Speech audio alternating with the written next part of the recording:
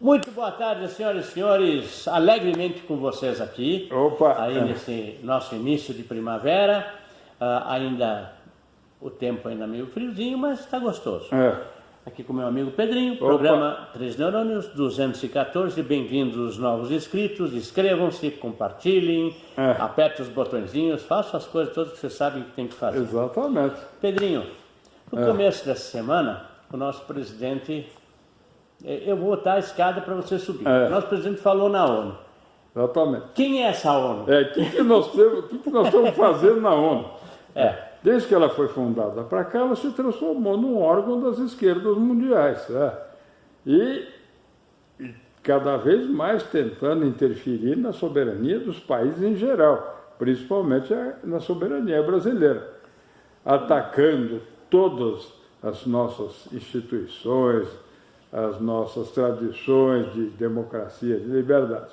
Enfim, eu sou francamente favorável a que o Brasil se retire da ONU. Pois é, eu acho que os Estados Unidos o Trump já andou falando nisso, porque eles colaboram com um catatal de dólares para essa organização. Para lutar contra ele, quer dizer, masoquismo puro. Mas, bom, o Trump disse umas verdades aí, valeu a pena na segunda-feira passada. E foi legal, mas vamos rememorar por que o Brasil abre lá. O Brasil abre lá porque como nós fomos aliados dos americanos na Segunda Guerra Mundial, como prêmio, ao se fundar a ONU, os Estados Unidos, que ganhou a guerra, que estabeleceu.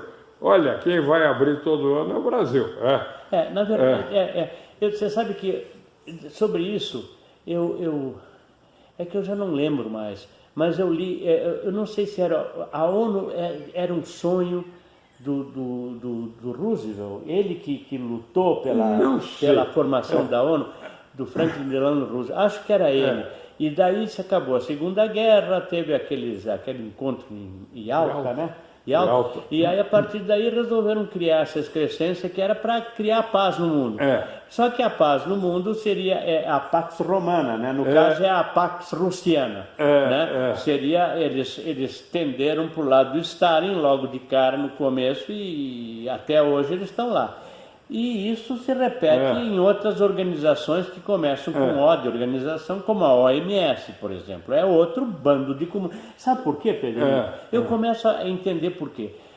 É porque esses órgãos, e eu tive muito contato com gente desses órgãos quando morava fora do Brasil, principalmente com o pessoal da área econômica, que é ainda para a América do Sul. A CEPAL.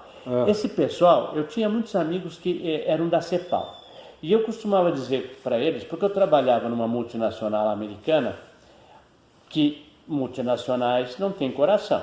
Ali é a mais-valia, ou seja, se você trabalha bem e dá lucro, você continua empregado e ganhando bem e ganhando cada vez mais. Se você não der lucro, tchau. E os caras diziam, você vive bem, mora bem, etc. Eu digo, vivo bem, moro bem, enquanto eu der lucro para a empresa que me paga o salário. Na hora, vocês não. Vocês da CEPAL, vocês moram bem, trocam de carro todo ano, tem um BMW novo todo ano. Vocês são privilegiados e não tem que apresentar resultado nenhum. Vocês ficam só teorizando sobre a economia. Se o redondo fosse quadrado. Talvez. Exatamente, é isso aí. Agora, é aquela história. Então, fala, Pedrinho, desculpa, não deixa você falar. Antes, houve a Liga das Nações, depois da Primeira Guerra Mundial, construiu um palácio lá em Geneve. E o objetivo era evitar uma nova guerra mundial. Claro que deu certo, né? Que deu certíssimo. Deu certíssimo. Tanto que quando eles fundaram a ONU, ela ficou com a sede oficial em Nova York e tem uma subsede em Geneve para aproveitar aquele palácio que existe lá. Só que a ONU sempre foi uma brincadeira de criança, tá certo? Porque ela não tem exército e qualquer organização sem exército... Não é organização. Não é organização, pega-traque, como dizer aqui no exterior. E a outra coisa é o seguinte, cada vez que eles se metem para implantar a paz, eles têm que pegar um exército de algum país. Então, o Brasil, como o Bolsonaro falou na segunda-feira, já teve no Haiti... Na terça-feira que ele falou. Foi na terça-feira. Foi na terça-feira. O Brasil teve no Haiti, no Suez foi a primeira intervenção. Depois teve na África também, alguns países da África, no Congo, se não me engano, não me lembro agora. Ele citou isso, eu só não me lembro. Mas depende dos outros. É aquela história, dar esmola com o dinheiro alheio, porra. Sabe? Gentileza com o chapéu alheio, no tempo que os homens usavam chapéu. Vou contar uma história deliciosa. Por favor. Uma vez o meu avô achou um chapéu muito bonito numa vitrine, estou dizendo isso nos anos 40, talvez começo dos 50. E entrou, experimentou o chapéu, caiu muito bem nele e perguntou o preço. O preço era 10 vezes mais do que algum chapéu equivalente na época. Ele falou assim, olha, não vou levar porque tem um defeito. Aí o dono da loja disse, mas como? Ele falou assim, faltou os buracos para passar a orelha do burro que comprava. É bem ilustrativo. Exatamente. Então, tá pois ótimo, mas a gente tem que ficar... E aí eu lembrei da história, né? Do cara que foi chamado, na frase completa, de um grandíssimo filho da puta. Eu prefiro ficar com a parte boa só e ignorar a outra. Grandíssimo para mim tá bom. Bom, Pedro, o que mais que temos para o momento? Eu acho que nós estamos numa fase da vida nacional, etc., do atoleiro, né? Então nada vai para frente. Enquanto não saírem de cena algum dos palhaços mais ou menos votados aí, como aquele que tem a cabeça de tênis. Pois é. Enfim. Esse não foi votado, né? Esse foi posto lá. Sabe aquela história do Jabuti em cima do muro, né? Tá lá em cima do muro. Mas... Jabuti sobe muro? Não. Então alguém pôs, deixa lá. Claro, deixa lá. Deixa lá por enquanto, né? Por enquanto. Daqui a pouco a gente tira o Jabuti. Exatamente. Ele vai cair sozinho. Jabuti. Exato. E também, como na esfera legislativa, tem muita jabuticaba. O cara coloca um artigo dentro de um projeto de lei que trata de uma coisa completamente diferente para ver se passa na ignorância, na negligência ou na pressa. E passa. A maioria às vezes passa. É como o juiz. Eu tenho um amigo, advogado, que me diz o seguinte, os processos são enormes, o juiz não lê. Tem um coitado lá, um auxiliar, que lê. Aí o cara lê mais ou menos e diz para o juiz, é mais ou menos assim, e o juiz toma a decisão. Então o juiz que tem, teoricamente, teria o saber para decidir, ele só assina.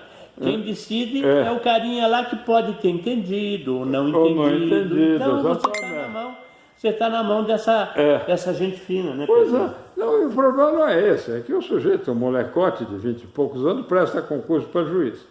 No dia seguinte ele acha que o Estado está explorando ele, pagando mal, e só se interessa por 3 assuntos: aumento dos salários, homenagens e outras vantagens. Se não for um desses 3 assuntos, ele não se interessa. Tem lá os auxiliares, tudo, para eles se sentirem, no começo, semideuses, alguns anos depois já se sentem deuses, exatamente. Então, enquanto não resolver isso de uma forma inteligente, que é uma escolha, um concurso público para escolher homens maiores de 50 anos para um mandato de 5 anos não renovável. Aí eles não são juízes, eles estarão juízes. Exatamente. Já terão maturidade, experiência de vida para julgar. Imagina o seguinte, você tem um emprego, o teu emprego é vitalício. No momento Tá, o teu emprego é vitalício. Esses caras que nós estamos nos referindo têm um emprego vitalício. Na verdade era até os 70 anos, depois fizeram a canalice da PEC da Bengala. Bom, mas que seja. Mas mesmo que seja até 70 anos, é vitalício. Você ganha um salário absurdo para o país. Vamos levar em consideração isso, para os padrões nacionais. Você almoça lagosta e vinhos importados, premiados com pelo menos 2 ou 3 prêmios, não me lembro o que constava lá na requisição, no edital. Então, e você não vai perder o emprego. você foi posto lá porque você tinha um amigo legal que disse, olha... Tinha um que era amigo do pai. Amigo do pai. Isso então, aí, e foi posto lá. E daí ele é posto lá pelo amigo do pai. Né? Então ele é posto lá e sabe que não vai perder o emprego. Ou seja, ele pode fazer a merda maior que o povo vai ter que... Vocês vão ter que engolir. Tipo Zagalo. Então... como é que você pode esperar ter algum tipo de isenção, algum tipo de lei, algum tipo de qualidade? Basta ver a vergonha que o país está passando. Faz já 2 anos do atentado contra o atual presidente da República, na época candidato, que tornou-se vencedor, né? E ninguém sabe de nada. Pois é. E aí vamos falar daquele senhor que agora é apoiado pela Rede Goebbels, né? A Rede Goebbels, aliás, ela está a todo dar, né? A Rede Goebbels apoia ele, o tal do Morno lá. O Morno era morno mesmo. Você vê que coisa, a gente é inocente, né? A gente é inocente. Eu cheguei a ter uma certa... beirar uma idolatria por esse cara, porque ele estava dando um pau no PT. Então, sabe, eu e mais... milhões de vocês, a torcida do Corinthians. Vocês estavam comigo também nessa, então vocês também fiquem de olho. Esse cara pegou o Lula, etc. A gente tão entusiasmado com isso, não percebeu que todo o resto estava passando batido. Toda a quadrilha, ao outro lado da moeda, né? O PT é bem vestido. O PT bem vestido e com escola. Chamado PSDB. Chamado PSDB. Aquele cara que mora aí na Rua Rio de Janeiro, aqui em São Paulo. Ou em Paris, na Avenida Foch. Sim, na Avenida Foch. Talvez o metro quadrado mais caro do mundo. Mas ele é um sociólogo. Sociólogo ganha bem, como todos vocês sabem. Professor aposentado da USP. Um amigo meu só chama de CUSP. CUSP. Eu vou te dizer um negócio. Um apartamento ali beira os 50 milhões de euros. Né? Quer dizer, um cara simples. E esses carinhas todos aí que são o outro lado da moeda, né? Que não eram tocados. Com tudo que eles fizeram, não eram tocados. Aí quando o Morno deu piti, porque o presidente começou a cobrar as coisas que tinha que o outro tinha que cobrar, o cara deu piti. Então eu vou pegar a bola e vou embora. Sabe? Se eu não jogar de center-off. Que é muito mais chique antigamente. Antigamente eles batiam um corner, lembra? Corner, né? Corner. Tinha o offside. Offside, quando foi impedido era offside. Bom, a gente lembra essas coisas. A história a história, eu quero que você conte porque eu vou me embananar. A história da menina que interpelou a mãe, né? Se ela não sabia a história para ver o que está acontecendo, não tinha estudado história. Aí a mãe falou assim, eu vivi a história. Eu vivi a história. Não estou me louvando na palavra de um professor maconheiro como você. Exatamente. Então é isso, sabe? Né? A gente não está se louvando em nenhum professor maconheiro, porque a nós gente... Nós vivemos. Não, e pensando agora, a loucura. Nós tivemos 6 moedas diferentes em 8 anos. Então você começava um negócio, aí mudava a moeda, você tinha as tablitas, aquela discussão. A gente teve uma ministra aí chamada Zélia Cardoso de Mello, que vocês esquecem, que foi a ministra do Collor, que meteu a mão, que fez o maior desastre. Olha, só tem igual na história o que o Hitler fez na Alemanha nazista. Só ele que fez um sequestro do dinheiro, como a Zélia Cardoso. Então, para isso vocês têm uma ideia. Então... Não, mas aí ainda teve a disfarçatez de ter um romance ao mesmo tempo.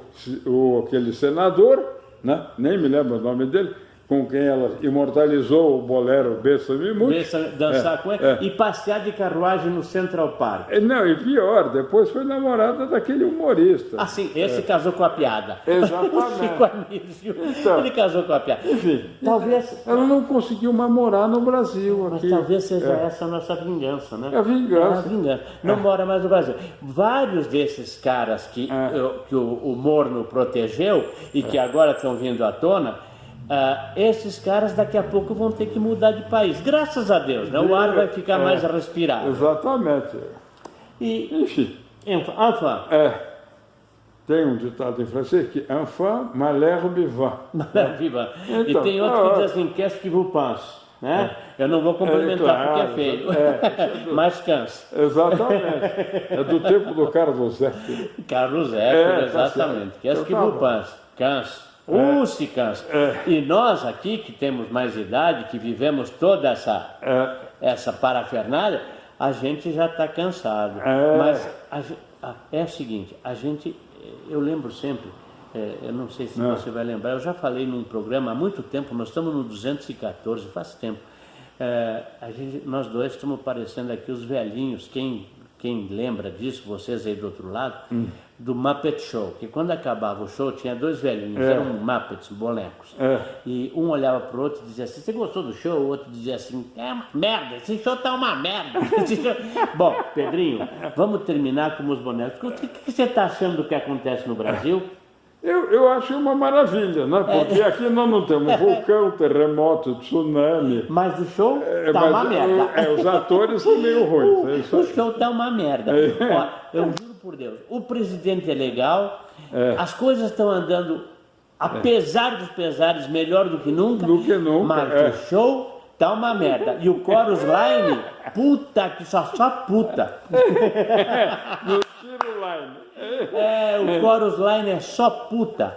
Isso aí. É só ver quem está falando mal do pronunciamento de terça-feira do presidente, só ver quem está falando mal para você ficar do lado dele. Exato.